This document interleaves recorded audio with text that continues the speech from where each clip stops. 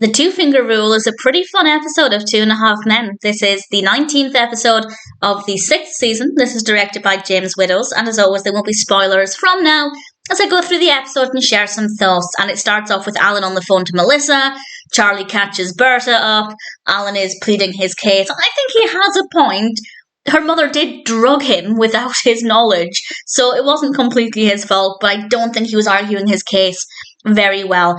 And then Charlie has a problem because Chelsea comes into the kitchen with his phone. Somebody called Rachel has been sending him rather revealing photos. And there are a couple of issues with this, not within the episode, but in if it were real life. First of all, why is Chelsea looking at Charlie's phone? One could argue he left it lying around. I think it's a good lesson to not do that. But also, I think Chelsea absolutely overreacted. Because Charlie didn't message Rachel. He didn't ask for these photos. She just sent them unsolicited. And Chelsea has to realise, rather, that Charlie has a past. Women have his phone number. This could happen, and it's how Charlie responds to it. And maybe in a little bit, we'll see Charlie not responding very well. But initially, I think Chelsea overreacted.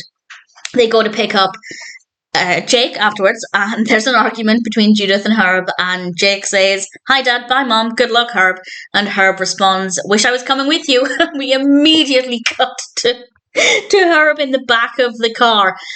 I don't know why it was funnier that he was in the back of the car. In fact, I do know it, because he's like the child. He's the child in the back of the car. And it was just so funny. I really thoroughly enjoyed it. And we're then back at the house, and Jake is going out with Celeste. There's some male bonding between Charlie, Alan, and Herb. And Herb is surprised that they're allowed to smoke cigars in the house. And for a tiny second, it seems like Herb was missing his single life.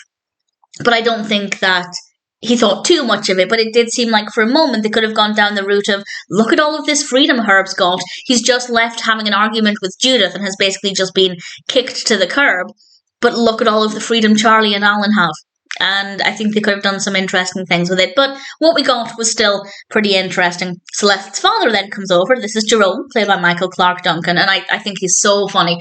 He is such a brilliant character. And they're bonding. They're talking about their first dates and certain sexual experiences. And it's a very well-written conversation. Gordon then arrives with the pizza. And I thought that was a nice addition. I thought he brought a really great... I was going to use the word energy, but it's kind of almost the opposite of what he brought. But certainly it was very fun. And I rather liked it quite a lot. And we have some great discussions. We're kind of almost at the end of the episode now. There's not a lot of variety. It's mostly just a lot of talking, which is not a criticism because the dialogue is very, very well written. I didn't really write down any quotes. There wasn't anything specific that stood out to me as being particularly worthy of note because, to be honest, just the whole thing.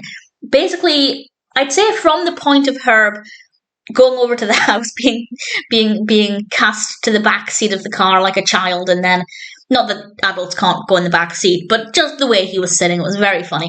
And then from that point on, it was just, I'd say, perfectly written with regards to the dialogue. And Charlie doesn't want to deal with this, so he leaves to talk with Chelsea. And initially, it seemed like he had the right idea, because he is on the phone, and he's telling Rachel, no more. And Chelsea seems okay with this. And she asks, did you delete the photos? And he didn't. All he had to do was bring them up and press delete, and I think it would have been fine. But instead, he tries to commit them to his memory. He's clearly hesitating. He didn't treat it the right way. So yes, at the beginning, I think Chelsea overreacted because somebody sent Charlie photos without him asking for them. He did nothing wrong at the beginning. But the way he handled it afterwards was definitely not a good sign. So eventually, I could agree with the way Chelsea was thinking about things. And then we get to the end, and it's one of my favourite final scenes. Jake comes home, and Alan, Herb, Jerome, and Gordon are having an impromptu barbershop quartet. And then Charlie comes home, and they're still doing it. And it was tremendous fun. I love quartets. I don't know if I've ever seen a quartet live. I don't think I have. I would love to. That would be amazing.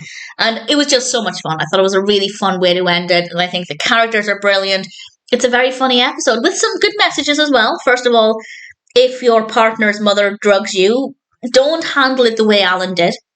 He described it as they were colours and they were trying to make purple, which is not the best way to win Melissa back. But at the same time, Melissa does need to realise that her mother did a very, very bad thing. As much as I love Carol Kane in this, her character is not the easiest to get on with. But I love her character, but I don't, in real life, she would not be the easiest to get on with. But certainly, I love what she brought to the episodes. Of course, the main message is, first of all, don't leave your phone lying around where your partner can snoop on it if there's a chance that somebody's going to send you unsolicited naked photos. But second of all, if you are that partner, you need to understand that that person has a past. It's not like Chelsea would be completely unaware of Charlie's past. Don't overreact if somebody sends them unsolicited photos.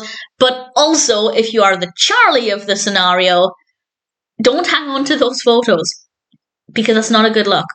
So a lot of takeaways there. Some great comedy. I think my personal highlights would be Jerome, Herb and Gordon. I just thought they were brilliant, and I thought the dialogue between the characters was rather brilliant. But all things considered, no complaints. The 2-finger rule is certainly a pretty brilliant episode of 2.5 Men.